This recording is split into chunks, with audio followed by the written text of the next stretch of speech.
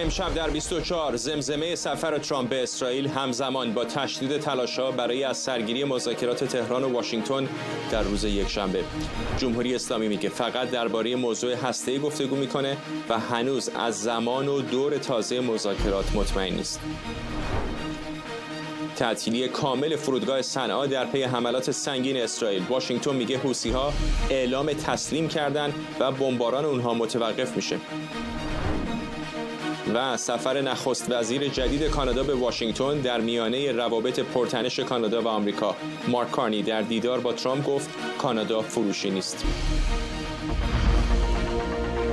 از استودیوی ایران اینترنشنال این 24 است با فرداد فرهزاد.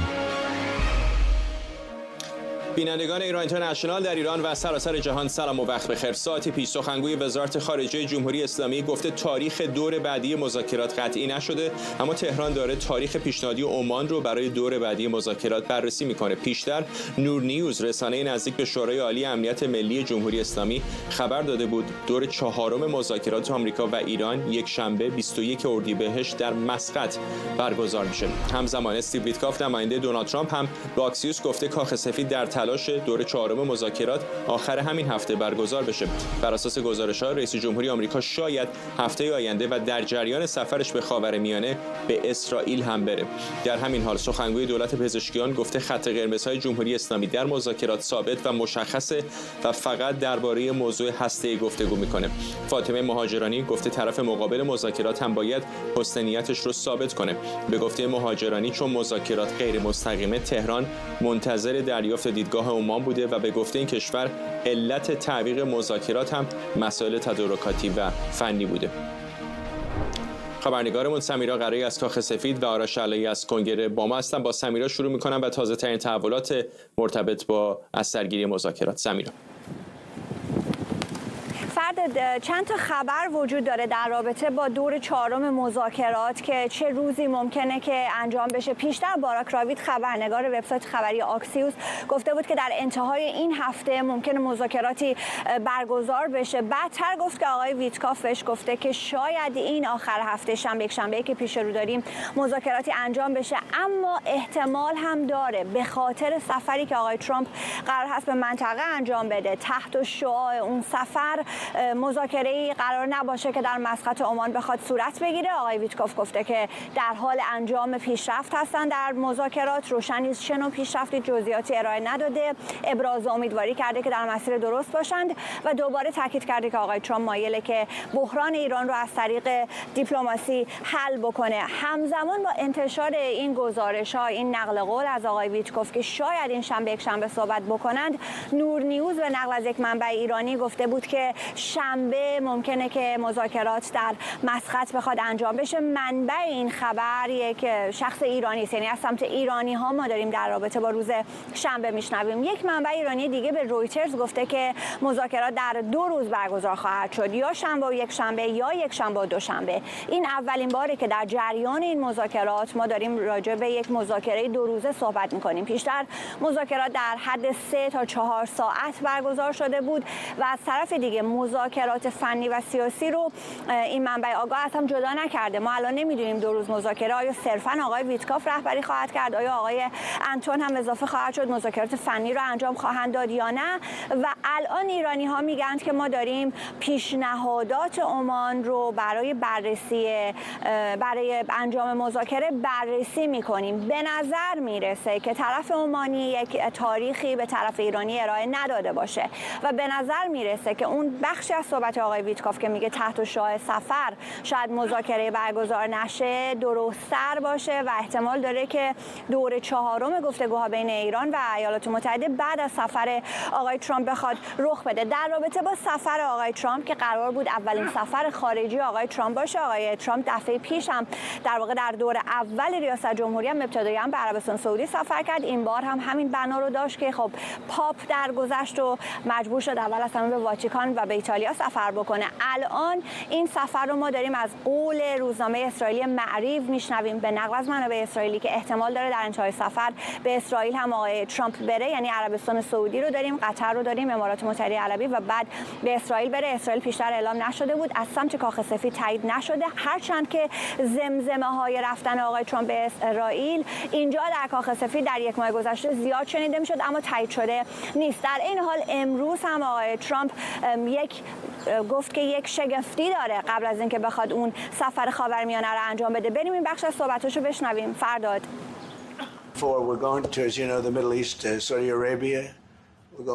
همونطور که میدونید سفری خواهیم داشت به خاورمیانه، عربستان سعودی، امارات، قطر.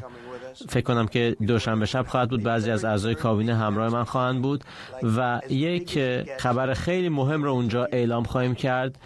فعلا نمیخوام بهتون بگم ولی خیلی خیلی مثبته. البته حالا بخش مثبت و منفیشو قضاوت با شما، ولی این خیلی خیلی مثبته و خب این خبر رو یا سه‌شنبه یا پنجشنبه یا جمعه یا صبح دوشنبه قبل از عزیمتمون اعلام خواهیم کرد. خبری بسیار کم سابقه درباره یک موضوع خاص. سمیرا، همین قبل برنامه هم داشتیم در موردش حدس می‌زدیم. بفرما. ببخشید. بگو. نه فرداد، خواهش میکنم بپرس. نه داشتم میگفتم همین قبل برنامه هم اتفاقا در مورد اینکه چه هست احتمالاً این صحبت که آقای ترامپ ازش یاد کرد گپ میزدیم. احتمال زیادی وجود داره که عادی سازی روابط اسرائیل با یک کشور دیگر خاورمیانه باشه.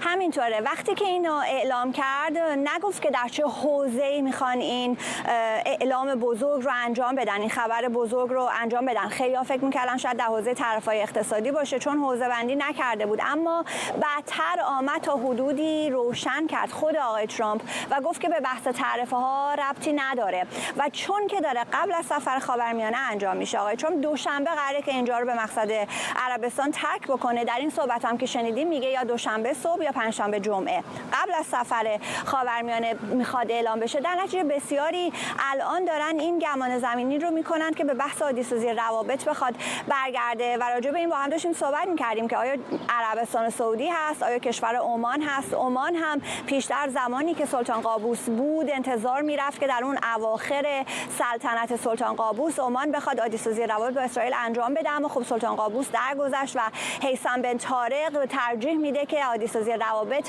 ترجیح میداد. حالا شاید هم الان انجام داده باشن و خبرش رو قرار باشه بشنویم. این بحث عمان در رابطه با عربستان سعودی مشکلات پیش رو زیاد بود.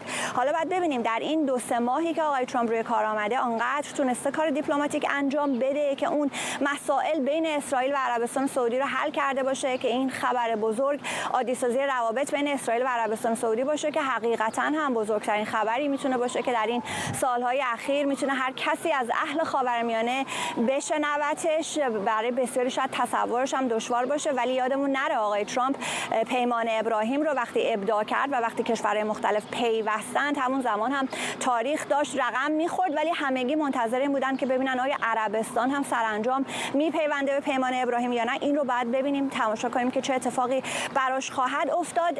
امروز آقای ترامپ گذشته از این بحث حوثی‌ها هم تا حدودی فرداد شگفت زده کرد. اینکه حوثی‌ها تسلیم شدن، اینکه حملات متوقف خواهد شد. طرف اسرائیلی میگه که ما چیزی نمیدونستیم و آقای ترامپ ما رو باز غافلگیر کرد. این غافلگیری‌های آقای ترامپ به نظر میرسه دومینووار ادامه داره. باید ببینیم آیا پیمان ابراهیم شامل عربستان میشه یا نه. و در رابطه با ایران به نظر میرسه منتظر باید باشیم که بعد از سفر منطقه‌ای آقای ترامپ شاید تحولات بیشتر باشیم. آرش، حالا به نظر میرسه که شاید این مذاکرات یک شنبه دوباره از سر گرفته بشه، ولی حالا بشه یا نشه به نظر میرسه که واکنش‌ها چه در کنگره چه در رسانه‌های آمریکا بسیار زیاد هست به این مذاکرات ایران آمریکا. ببخشید از من پرسیدی سوالو چون قطع شد صدات. آره آرش، از تو پرسیدم در مورد واکنش‌ها به مذاکرات ایران آمریکا. ببین روز گذشته خانم تولسی گابرد رئیس DNI آژانس اطلاعات امنیت ملی آمریکا که در واقع جاسوس اول آمریکا حساب می‌شود خانم گاوارد. در یک پادکستی دعوت شده بود، یکی از پادکست‌های معروف آمریکا، واسه مگان کلی. خانم مگان کلی یکی از روزنامه‌نگاران با سابقه، خودش جمهوری‌خواه، یک زمانی از منتقدین ترامپ و الان یکی از متحدین آقای ترامپ بود. خانم مگان کلی داشت از خانم گاوارد میپرسید راجع به اختلافاتی که بین اون دو بخشی از حزب جمهوری‌خواه که یکیشون رو به اسم نیوکان ها میشناسیم، یکی دیگه ماگا، داشتن راجع به این صحبت میکردن و ابتدا ازش پرسیدن راجع به گزارش نیویورک تایمز که یک ماه پیش نوشته بود برخی از اعضای ارشد دولت ترامپ قبل از سفر نتانیاهو به واشنگتن دی سی رفتن با آقای ترامپ دیدار کردند و به ایشون گفتن که تحت فشار نتانیاهو قبول نکنه به تأسیسات هسته جمهوری اسلامی حمله کنه. خانم کلی از خانم گاوارد پرسید آیا این داستان واقعیت دارد؟ خانم گاوارد پاسخ داد که اون مکالمه بر اساس اعتماد رئیس جمهور با یکی از مشاورینش انجام شده و ما اون فردی که این اطلاعات رو به روزنامه ها دادن رو توبیخ خواهیم کرد. که در واقع تلویحاً یعنی ایشون گفت بله اون گزارش نیویورک تایمز درسته. اون گزارش نیویورک تایمز هم میگوید جی دی وانس معاون اول رئیس جمهور، پیت هکست وزیر دفاع، تولسی گابرد رئیس اداره آژانس امنیت ملی آمریکا رفتن پیش آقای ترامپ، گفتن اسرائیل میخواهد که امریکا رو وارد یک جنگ بکند با جمهوری اسلامی و شما نباید قبول بکنید این رو، نباید تحت فشار نتانیاهو قبول کنید که تأسیسات اتمی جمهوری اسلامی حمله کند. و بعد هم صحبت کردن راجع به اینکه یک توافق احتمالی با جمهوری اسلامی اولا در حزب جمهوری خواه چه در واقع چه گفتمانی رو به وجود خواهد آورد. یادتون نره اینا دو نفرشون هر دو افرادی هستند که براشون اتفاقاتی که در آمریکا میفته همونقدر ممکن است اهمیت داشته باشه که خود داستان با ایران، توافق احتمالی با ایران. و اونجا هم دیدیم خانم تولسی گابرد توضیح داد که این یک توافقی خواهد بود که بر روی راستی آزمایی بسیار محکم بنا خواهد شد اگر این اتفاق بیفتد. ایشون گفت مثل برجام نخواهد بود که ما توافق امضا کنیم بعد دو تا برگر کاغذ رو بگیریم و بگیم خداحافظ بعد پشتمون بکنیم بریم. نه، قرار است که راستی آزمایی بشود و پشت سر هم راستی آزمایی باید بشود برای مدت طولانی که اعتماد ایجاد کند. و ایشون گفت یک پروسه خواهد شد. بنابراین یک پروسه است که یک قدم هر دو طرف باید پیش بروند، یعنی مدت طولانی. مقصود ایشون در واقع این بود. و بعد هم وقتی خانم مگان کلی دوباره از خانم گاوارد پرسید که نیوکان ها خیلی خوشحال نیستن، اونا میخوان حمله کنن به جمهوری اسلامی، به زعم خانم کلی، خانم گاوارد گفت همه گزینه‌ها روی میز است، هیچ چیزی تغییر نکرده است، ولی رئیس جمهوری آمریکا نمیخواهد برود به جنگ، آمریکا هم نمیخواهد برود به جنگ. الان هم این داستانی که در مورد حوثی ها سمیرا بهش اشاره کرد، این یک مشکلی بوده است که از زمان آقای بایدن به وجود آمده است، حملات حوثی ها به کشتیرانی بین‌المللی و به اسرائیل. الان آقای ترامپ در واکنش به خبری که میگویند حالا معلوم نیست حوثی‌ها چگونه این داستان رو رسوندن به امریکایی‌ها، عمانی‌ها میگویند کار ما بوده، ما توافق رو انجام دادیم بین امریکا و حوثی‌ها و حوثی‌ها گفتن که ما نمی‌خوایم به جنگ کردن ادامه بدیم. اون چیزی بود که آقای ترامپ گفت. ولی بعد بلومبرگ زنگ زده است به حوثی‌ها، به سخنگوی حوثی‌ها. بلومبرگ میگوید اونها بهش گفتن که ما فقط گفتیم اگر کشتی‌های آمریکایی حملاتشون رو متوقف کنن ما فقط حملات به کشتی‌های آمریکایی رو متوقف می‌کنیم. و حوثی‌ها گفتن حملاتشون به کشتیرانی بین‌المللی ادامه پیدا خواهد کرد و حملاتشون به اسرائیل ادامه پیدا خواهد کرد. بنابراین باید منتظر ماند و دید این ادعایی که حوثی‌ها می‌کنن تا چقدر درست است. ممنونم از هر دو شما. آرش علایی در کنگره و سمیرا قرایی از کاخ سفید. شهیر شاهدساله تحلیلگر روابط بین‌الملل و مسائل ایران از کلگری و لیلا مروتی تحلیلگر سیاسی از هلسینکی با ما هستند. با خانم مروتی شروع میکنم. خانم مروتی، اونطوری که طرف ایرانی میگه، آقای ویتکاف هم میگه، به نظر میرسه که مذاکرات دوباره داره از سر گرفته میشه. به احتمال زیاد همین یک شنبه در آستانه سفر آقای ترامپ به خاورمیانه اتفاقات زیادی از دور قبلی تا الان افتاده. به نظرتون الان دو طرف کجا ایستادن؟ با درود خدمت شما میهمان ارجمندتون.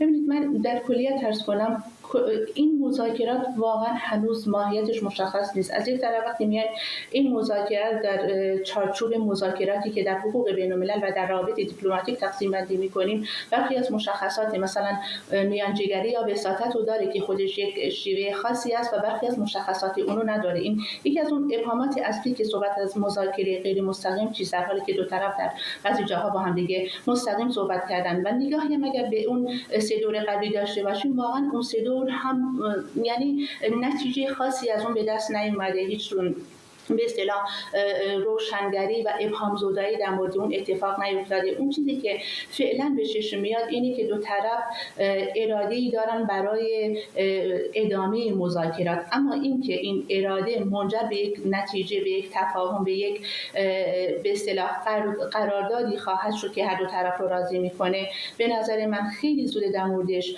قضاوت کنیم، چون دیدیم هفته گذشتم که قرار بود مذاکره انجام بشه بدون اینکه اساساً روشن بشه خود مذاکره هم لغو شد و صحبت از به اصطلاح مسائل لوجستیکی شد که واقعا مشخص نبود مسائل لوجستیکی چی هستن. و از طرف دیگر ما هم نقش اسرائیل رو باید در این موقعیت ببینیم، مخصوصاً با توجه به اینکه طی 2 روز گذشته حمله هم از سوی حوثی‌ها اتفاق افتاده و اسرائیل اساساً تأکید کرده که تهدیداتی که اونها انجام میدن تهدیدات از سوی جمهوری اسلامی هست و بدون پاسخ نخواهد ماند و این میتونه در به اصطلاح خود مذاکرات هم مؤثر باشه. یک مسئله مهم دیگری هم که فکر میکنم نادیده گرفته شده بحث آژانس بین‌المللی انرژی اتمی، اون نقشی که باید داشته باشه که در این بین واقعا نادیده گرفته شده. در نهایت این آژانسی که میتونه نظر بده که این قراردادی که منعقد شده آیا همگام و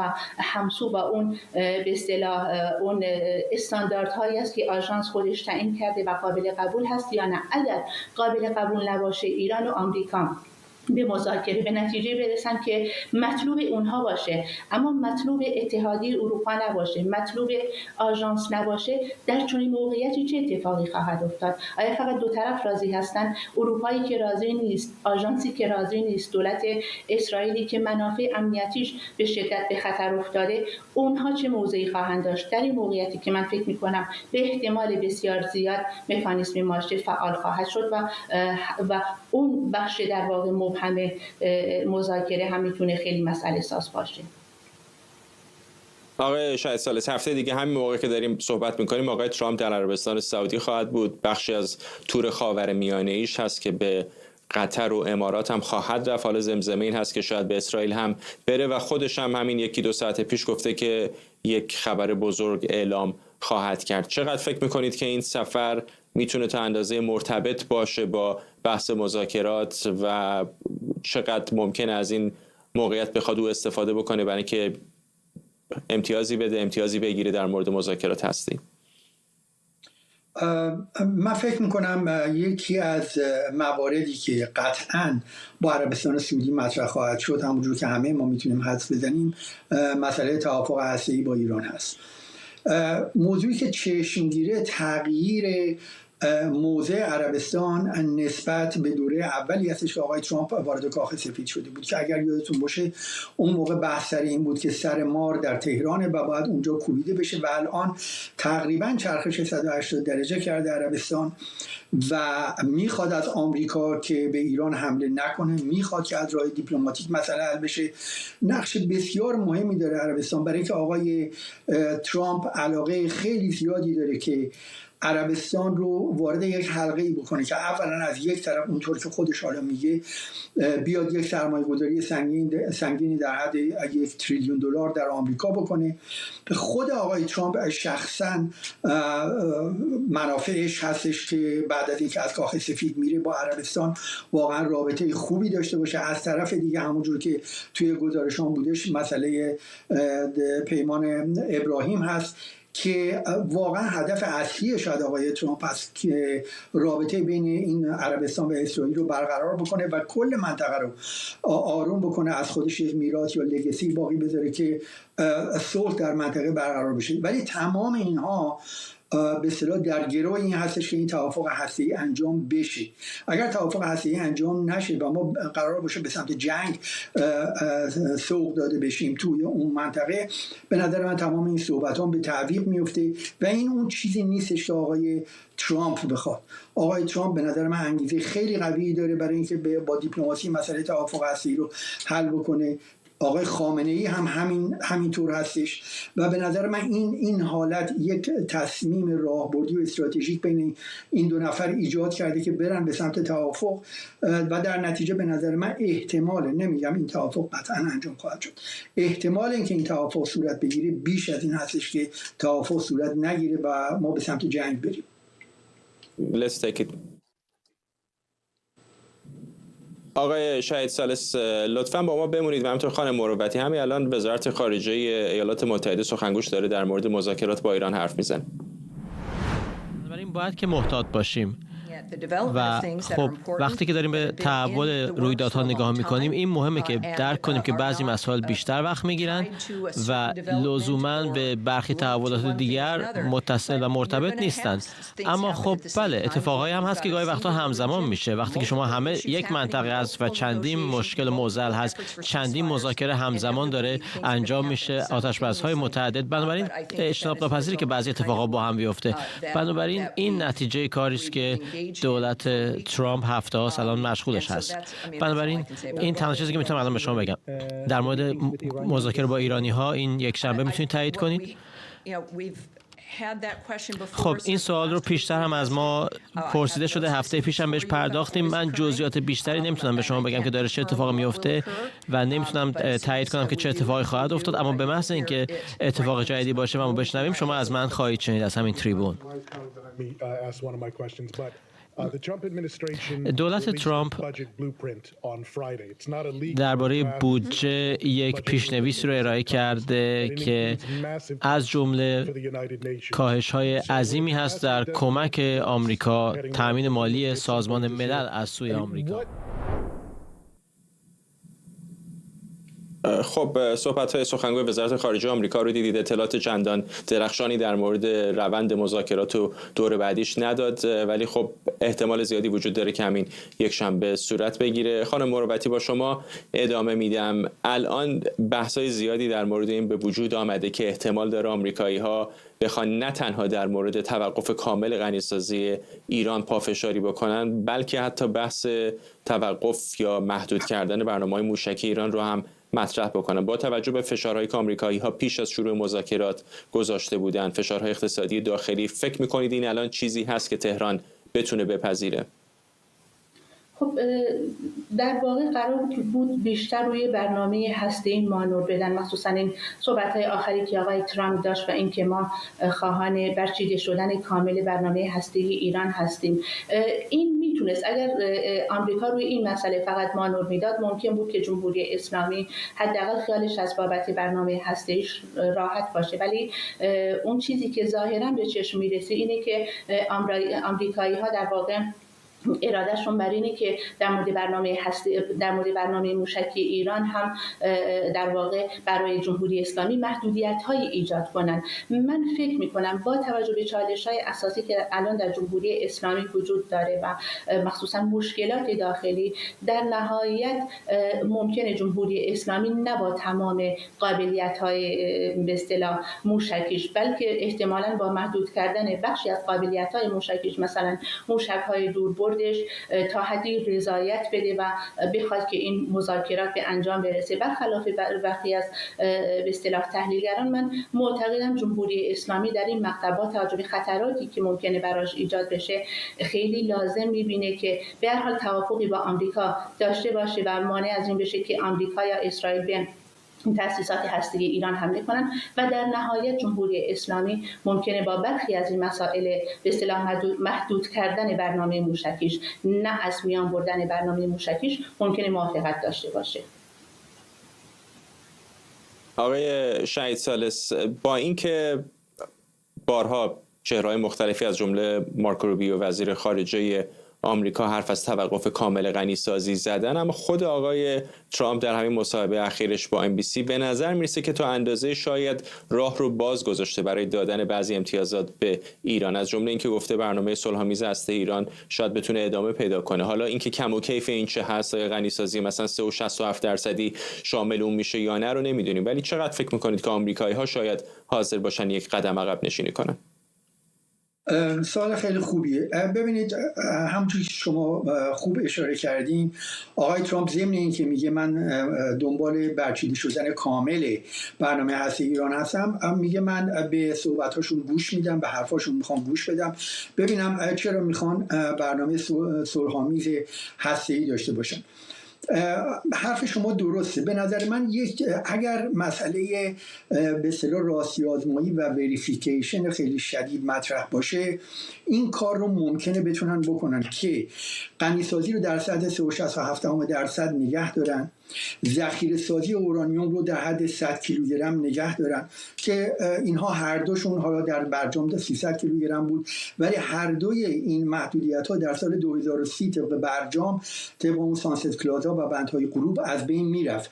این رو ممکنه بگن دائمی میکنن، به اضافه پروتکل الحاقی رو دائمی بکنن، حرکت سانتریفوژ های IR6 تا IR8 رو به کلی متوقف بکنن و در واقع نهایتاً برنامه هسته‌ای ایران، حالا بدون اینکه آقای خامنه‌ای به اصطلاح آبروش بره، حیثیتش از بین بره که بگه برنامه غنیسازی متوقف شده، ولی برنامه هسته‌ای ایران به حالت سمبولیک در میاد عملاً.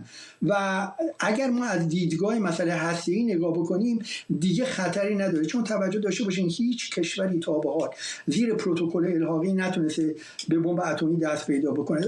بسیار بسیار، چون میدونیم بازرسی‌های سرزده هستش، با 2 ساعت فقط اخطار میتونن بیان تمام این به اصطلاح سایت‌های هسته‌ای رو بازدید بکنن. در نتیجه اگر به همچین چیزی برسن، خب عملا این برنامه هسته‌ای برنامه خنثی و بی‌خاصیتی شده و خب امریکا به نظر من به هدفش رسیده که حداقل از این طریق نمیتونن برن به بمب هسته‌ای برسن. اگر صحبتم این باشه که اینا ممکنه مخفیانه برن این کارو بکنن، خب اگر غنیسازی هم متوقف بشه باز هم مخفیانه ممکنه برن این کارو بکنن. بنابراین من فکر میکنم اینجا همونجور که شما گفتین در رو باز گذاشته ترامپ و امکان داره که از این طریق بتونن با هم دیگه به نتیجه برسن. ممنونم از هر دوی شما. شهیر شهید ثالث، روزنامه‌نگار و تحلیلگر سیاسی از کلگری کانادا، و لیلا مروتی، تحلیلگر سیاسی از هلسینکی. حوثی‌ها در واکنش به حملات سنگین اسرائیل به یمن میگن این کشور از خط قرمزها عبور کرده و باید منتظر پاسخ باشه. ارتش اسرائیل هم با موفقیت آمیز خواندن حملاتش گفته فرودگاه صنعا به صورت کامل از فعالیت باز مونده. علاوه بر فرودگاه صنعا، مواضع متعددی از جمله نیروگاه‌های برق در صنعا، استان عمران و دیگر مناطق شمالی یمن هم هدف قرار گرفته. رسانه‌های حوثی‌ها از کشته شدن دست کم 4 نفر و از زخمی شدن 39 تن دیگه خبر دادن. نتانیاهو و وزیر دفاعش هشدار داده که جمهوری اسلامی بهای کامل حملات حوثی‌ها رو پرداخت خواهد کرد. אמרתי פעמים רבות שמי שתוקף את מדינת ישראל דמו בראשו. بارها گفتم که هر کس به کشور اسرائیل حمله کند خونش به گردن خودش است. دیروز گفتم که حمله حوثی‌ها با یک ضربه پاسخ داده نمی شود، بلکه با ضربه ها پاسخ خواهد گرفت. دیروز ضربه سختی به بندر حدیده وارد کردیم. امروز هواپیماهای ما فرودگاه صنعا را هدف قرار دادند. فرودگاهی که به ارتش تروریستی و ورود هوایی به کشور ترور امکان فعالیت می‌دهد و زمینه شلیک موشک‌ها علیه ما را فراهم می‌کند. ما تصمیم می‌گیریم که کی، چگونه و به چه اهدافی پاسخ دهیم. این تصمیم گیری متعلق به ماست. این موضوع شامل حامی اصلی حوثی‌ها یعنی ایران نیز می‌شود. بدون تایید و حمایت مستمر ایران، حوثی‌ها نمی‌توانستند حمله موشکی جنایتکارانه علیه ما را اجرا کنند. رئیس جمهور ترامپ نیز این را 1.5 ماه پیش گفت. من هم امروز تکرار می‌کنم. ما با هر کسی که به کشور اسرائیل حمله کند تصفیه حساب خواهیم کرد. خبرنگارمون اردوان روزبه از مقابل کاخ سفید به ما پیوسته. اردوان، به اوج شاید رسیده بود تنش‌ها بین اسرائیل و حوثی‌ها، به خصوص بعد از حمله‌ای که به فرودگاه بنگوریون تل‌آویو داشتن، که حالا کمی پیشتر همین پشت سر تو آقای ترامپ حرف از این میزنه که حوثی‌ها گفتن به طور کامل حملاتشون رو متوقف میکنن. فکر می‌کنم ما در یک 48 ساعت پیچیده و عجیبی هستیم که واقعا نمیشه گفت چه اتفاقاتی قابل پیش بینی حتی باشه، به دلیل اینکه درست وقتی محمد الخبطی یکی از رهبران حوثی‌ها پس از حملات اسرائیل به کارخانجات سیمان، فرودگاه صنعا، مراکز نیروگاه‌های برق و بقیه بخش‌های استراتژیک یمن حمله کردن، تاکید کرد که همه مواضع و امکانات رو استفاده میکنه برای اینکه مسیر رو برای آمریکایی‌ها، انگلیسی‌ها، بریتانیایی‌ها و اسرائیلی‌ها ناامن بکنه و اونو به نوع یک تهدید اساسی برای یک آغاز دوباره بر حملات پیاپی دونسته. اما ساعتی بعد از این اظهارات می‌بینیم که رویکرد آقای ترامپ کاملا متفاوت‌تر بوده و همچنین رویکرد طرف یمنی هم متفاوت بوده. پس از چنین بیانیه شدید و لحنی شنیده میشه که حوثی‌ها آماده هستن اسلحه‌شون رو بزنن زمین. آقای دونالد ترامپ در پس این حمله گسترده اسرائیلی‌ها که به گفته مقامات اسرائیلی دست کم 50 بمب سنگین در یک عملیات در 20 منطقه توسط ده‌ها هواپیما در واقع شلیک شده و مورد هدف قرار گرفتن، حالا آقای ترامپ یه چیز خیلی متفاوت‌تر رو داره میگه. بشنوید صحبت‌های آقای ترامپ رو. خبر خوبی دیشب دریافت کردیم که حوثی‌ها به ما اعلام کردن که دیگه نمیخوان دیگه بجنگن و ما البته استقبال میکنیم از این خواسته اونها و بمباران اونها رو متوقف خواهیم کرد. حوثی‌ها تسلیم شدند و مهمتر از همه ما به وعده اونها اعتماد خواهیم کرد. گفتن که دیگر به کشتی‌ها حمله نمی‌کنن و دلیل حمله ما به حوثی‌ها هم همین بوده. این رو تازگی کشف کردیم، همین الان بهمون گفتن. مسئله این هستش که ساعتی پیش از این نور نیوز اعلام کرده که عمان کشور واسطی بوده که این در واقع میشه گفت صلح رو به وجود آورده. به نظر میرسه وزارت خارجه عمان گفته مسقط واسطه بین حوثی‌ها و آمریکایی‌ها شده تا این صلح به صورت پایدار به وجود بیاد. اما طرف حوثی روشن نیستش که دقیقاً منظورش این هستش که فقط به مواضع آمریکایی حمله نخواهد کرد یا مسئله اسرائیلی هم شامل خواهد شد. سناتور تام کاتن پس از این عملیات تاکید کرده که جمهوری اسلامی پشت تجهیز کردن و آماده سازی امکانات لازم برای حملات حوثی‌ها هستش. اما آقای روبیو نگاه متفاوتی داره. مارکو روبیو وزیر خارجه ایالات متحده آمریکا داره میگه که حوثی‌ها از تجهیزات بسیار قوی برخوردارن و امکانات گسترده‌ای دارن و به نوعی تاکید کرده جنگ با اونا ممکنه آسون نباشه و به همین دلیل اگر اونا طالب به یک صلح باشن آمریکا هم آماده است. اجازه بگم که در این میان مقامات اسرائیلی کمی هم سورپرایز شدن به دلیل اینکه بعضی از اونها به آکسیوس گفتن از خبری که در تو صلح بین آمریکا و حوثی‌ها شنیدن متعجب شدن و به نظر میرسه که از این خبر کاملا از این روند کاملا بی اطلاع بودن. ممنونم از تو. اردوان روزبه از مقابل کاخ سفید در واشنگتن دی سی. علی صدزاده تحلیلگر مسائل خاورمیانه از فرانکفورت با ماست. آقای صدزاده، چطور می‌بینید حرفای آقای ترامپ رو که میگه حوثی‌ها تسلیم شدن بعد از این همه نبرد و موشک پرانی و حمله به کشتی‌ها و موشک فرستادن به اسرائیل یهو ناگهان متوقف می‌کنند؟ آیا شما خریدار چنین تسلیمی هستید واقعا؟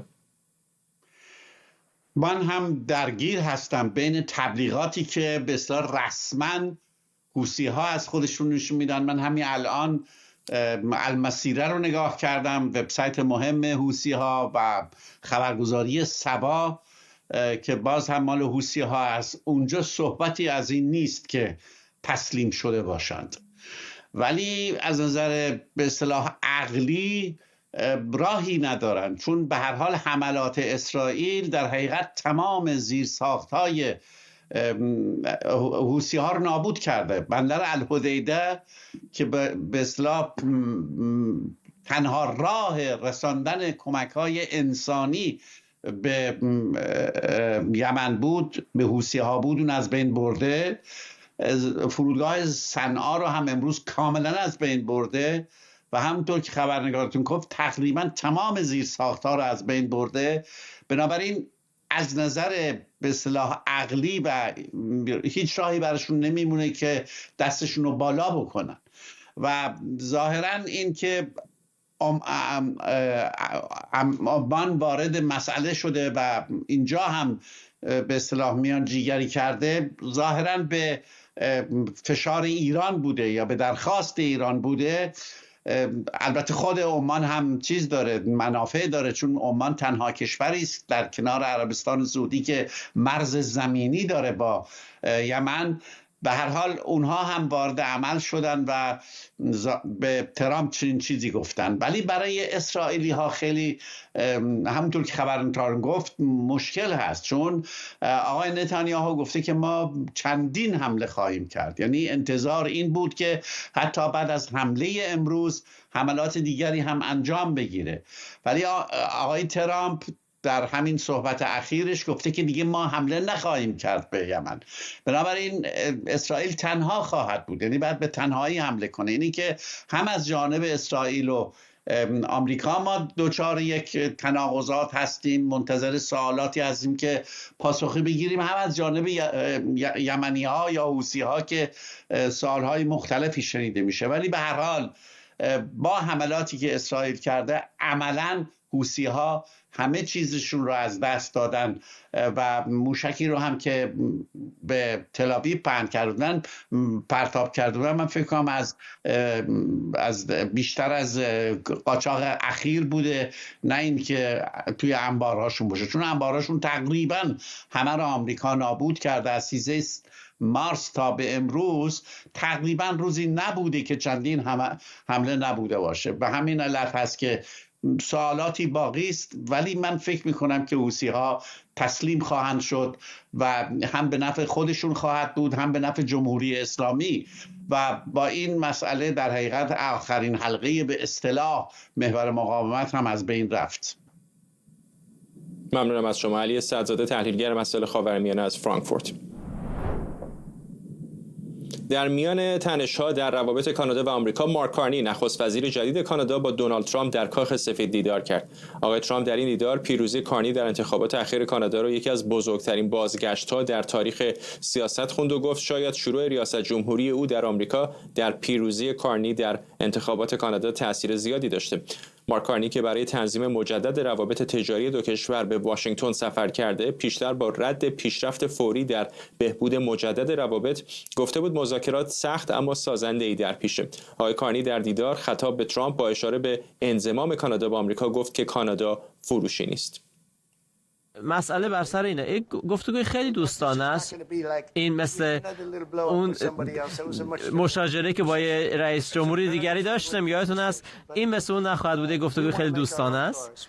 ما میخوایم که اتومبیل‌های خودمون رو تولید کنیم، ما اتومبیل کانادایی نمیخوایم و خب تعرفه گذاشتیم روی ماشین‌هایی که از کانادا میاد و خب در یک مقطع دیگه از نظر اقتصادی صرفه نخواهد داشت برای کانادا که اون ماشین‌ها رو ادامه بده به تولیدشون. و ما تأسیسات فولادسازی عظیمی داریم در داخل آمریکا که داره ساخته میشه، بنابراین فولاد کانادا رو نمیخوایم و آلومینیوم کانادا رو هم نمیخوایم. خیلی ساده است، برای اینکه میخوایم که خودمون در این زمینه خودکفا باشیم.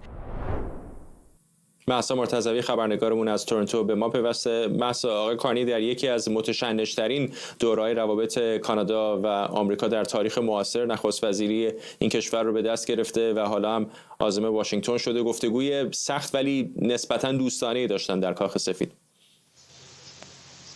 گفتگوی محترمانه‌ای میشه گفت داشتن. خیلی انتظار بدتر از اینها داشتن. رسانه‌های کانادایی از 2 روز قبل داشتن زمینه‌چینی می‌کردن که احتمال این هستش که حتی رفتاری مشابه با رفتار ترامپ با ولادیمیر زلنسکی رئیس جمهور اوکراین با مارک کارنی بخواد انجام بشه. آیا او از اتاق بیرون خواهد رفت، بلند خواهد شد از سر میز مذاکرات در چنین صورتی یا نه؟ اما به نظر اومد که روابط بسیار دوستانه‌ای بین این دو بود. به نظر رسید که مارک کارنی زمان داد تا ترامپ آن چقدر که توجه از رسانه‌ها رو دریافت بکنه. ساکت بود، بیشتر جلسه رو در سکوت گذرون. فقط 2 نکته رو یادآوری کرد که یک نکته مهمش هم همین بود در مورد پیوست کردن کانادا به آمریکا، اینکه اعلام کرد با توجه به سوابق در زمینه املاک که داری احتمالاً میتونی متوجه بشی که بعضی جاها فروشی نیستن، مثل همین دفتر بیزی یا کاخ باکینگهام یا کانادا که اینها هیچ کدومشون برای فروش نیستن. و این رو هم تاکید کرد که به تازگی ملاقاتی داشته با مالکان کانادا و اونها هم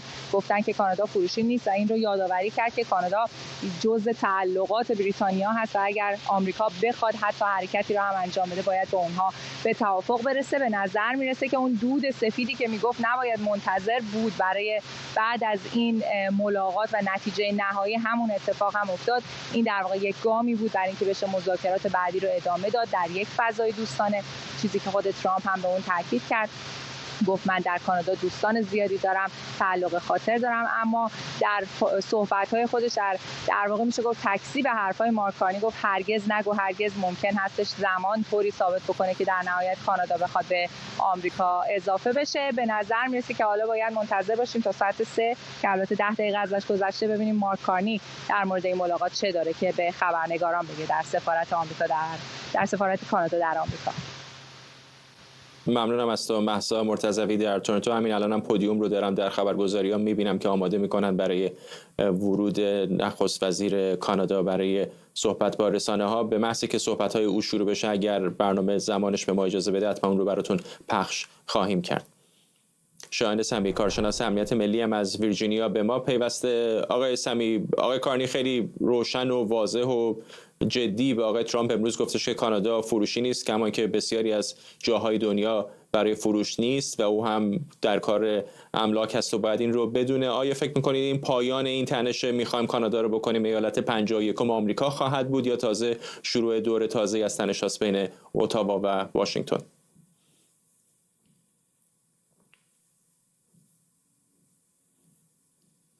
آقای سمی، فکر میکنم میکروفونتون بسته است، اگر باز کنید ممنون میشه.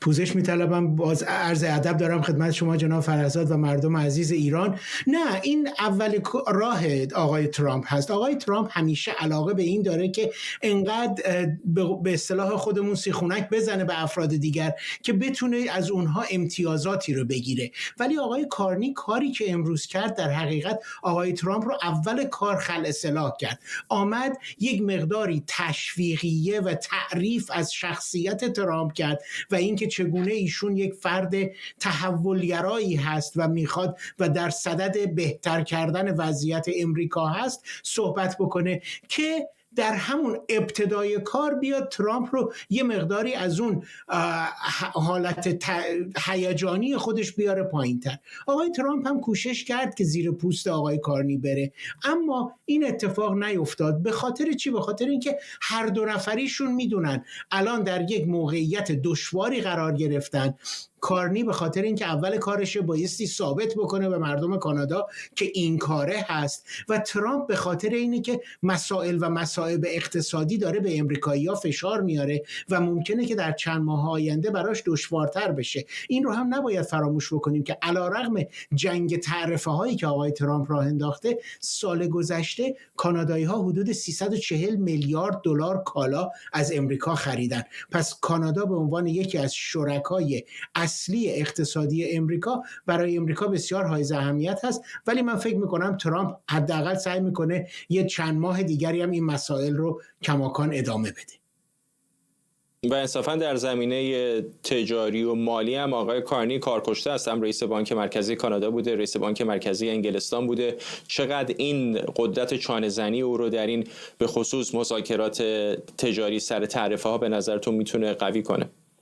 به حد بسیار بالایی، به خاطر اینکه ببینید آقای کارنی خودش هم در زمینه مستقلات هم دستی در آتش داشته و از اون درگاه وارد میشه با آقای ترامپ. ولی به خاطر اینی که مارک کارنی خودش تمامی مسائل اقتصادی و مالی رو به اشراف کامل بهش داره، آقای ترامپ نمیتونه بیاد ایشون رو بخواد مجبور به پذیرش چیزی بکنه. به همون خاطر هست که من واقعا بر این باور هستم که آقای کارنی میتونه یک راهکار عملی رو پیدا بکنه که هم آقای ترامپ بتونه حفظ آبرو بکنه برای خودش و هم آقای کارنی بتونه به اون نقطه نظر مورد نظرش برسه. به فرض امروز در مذاکرهشون آقای ترامپ بارها اعلام کرد که ما اتومبیل‌های خودمون رو داریم، ما همه چیزهای خودمون رو داریم، نیازی به کانادا نداریم. ولی همین اتومبیل‌هایی که در امریکا در حال استفاده هست مقدار بسیار زیادی از لوازمشون و قطعاتشون